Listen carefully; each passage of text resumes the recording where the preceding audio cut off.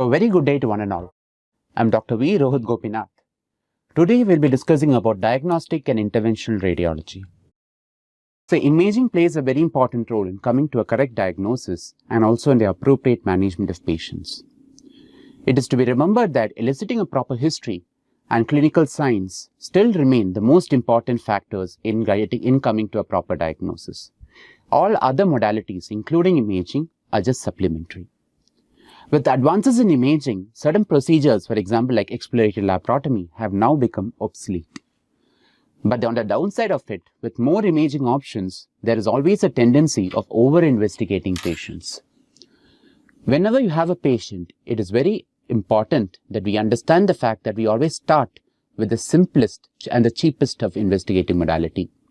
And the modality should always depend upon the availability, both of the equipment, as well as a person who is capable of reading those images, and also should depend upon the cost of the modality and the clinical presentation of the patient. Having looked at prior images is also very important. Now, how to request for an imaging? So it is very important that we have a discussion of surgeon or any medical practitioner has a discussion with the radiologist in question to ensure that the person undergoes the ideal modality of investigation or imaging. Because sometimes the modality that we might think may not be the best modality to identify the particular condition we suspect the patient of having. So a radiologist can give us input regarding the same. Past history documentation is also very important because it can give us an idea regarding whether the patient has undergone any previous surgeries or any previous investigations, any previous history of drug allergies, etc. It is to be remembered that for all women of childbearing age group, the last menstrual period has to be documented. You wouldn't want a pregnant woman to be exposed to ionizing radiation. So it is always essential that we document the last menstrual period. Any lady of childbearing age group who comes for an imaging modality, particularly those involving ionizing radiation. Now, interpretation of images always be done in a systematic manner so that we don't miss details and also we don't misdiagnose patients.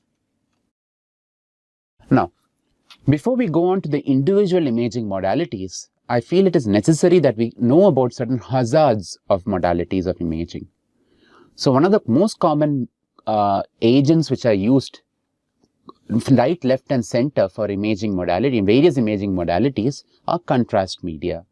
So these contrast media are extremely prone to elicit an allergic reaction and can also be nephrotoxic.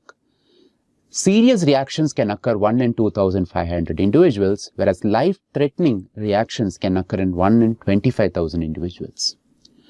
According to the Royal College of Radiology, they don't prescribe any steroid prophylaxis prior to administering contrast media, but they do provide only low osmolarity contrast media, and they keep the patient under observation for 30 minutes after the imaging procedure.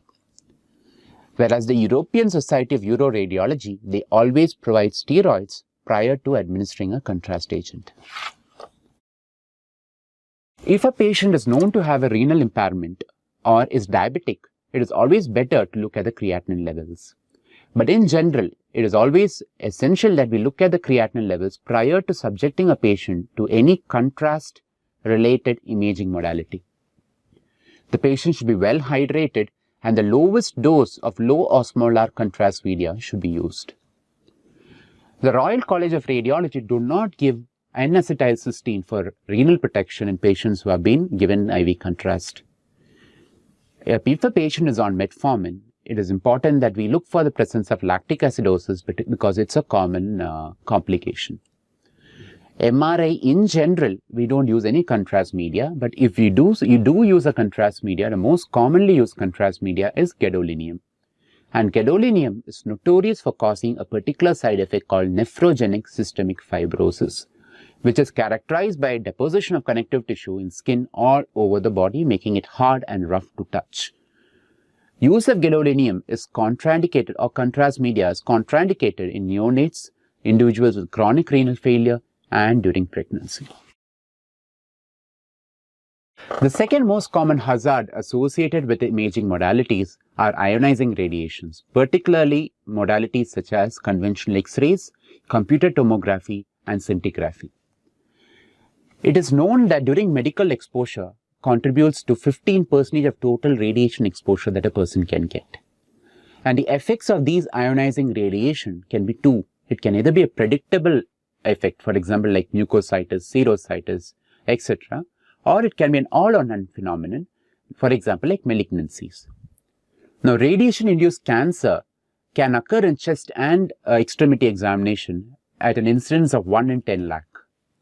Whereas in abdomen and pelvis examination, the incidence of radiation-induced cancer is 1 in 1000. Now, it is unfortunate that nearly 30% of patients are being unnecessarily subjected to ionizing radiation. Investigations or imaging modalities which use ionizing radiation when alternative modalities are available. Now, conventional radiograph or chest or X-rays as they are called, which was first discovered by Wilhelm Röntgen way back in 1895, still remain one of the cornerstones in the diagnostic process.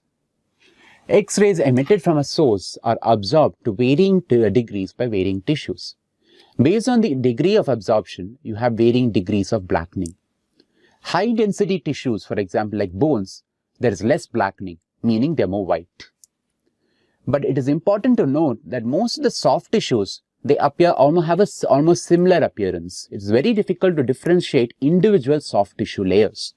It is because they all have almost similar densities and they might have almost similar water content. You should have a significant change in density between tissues for it to be manifesting itself in an X-ray.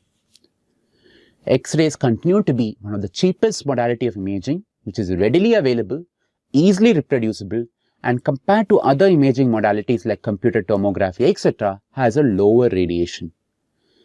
With administration of contrast, either intravenous or oral, we can get a better tissue delineation.